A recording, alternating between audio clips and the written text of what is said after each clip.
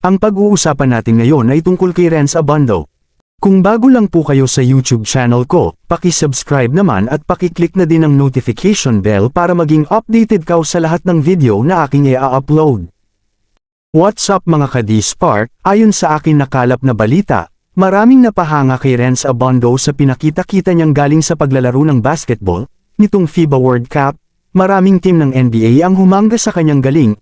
Isa na dito ay ang team ng NBA na Golden State Warriors, napapabalitang gustong kuhanin ng Golden State Warriors si Renz Abando.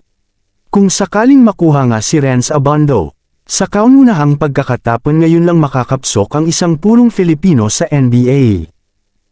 Ayon sa aking nakalap ay talagang kukunin ng coach ng Golden State Warriors si Renz Abando papipirnahin na inaantay lang matapos ang Asian Game.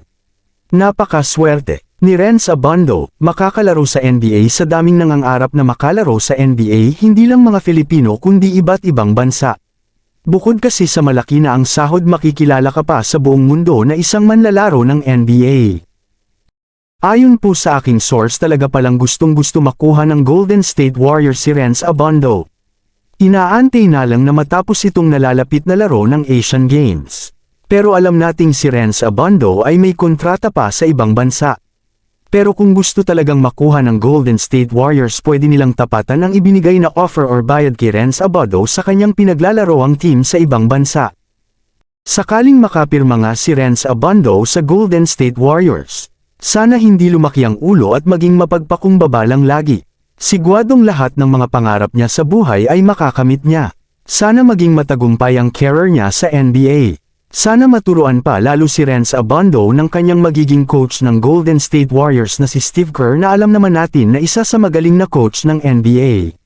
Para mailabas lalo ni Renz Abando ang kanyang husay sa paglalaro. Sa ngayon po hanggang dito na lang po muna, at marami pong salamat sa inyong pag-suporta. Ingat po and God bless po. Kung bago lang po kayo sa YouTube channel ko, huwag po ninyong kalimutan mag-subscribe at paki-click na rin po ng notification bell para maging updated po kayo sa lahat ng videos na aking i-upload.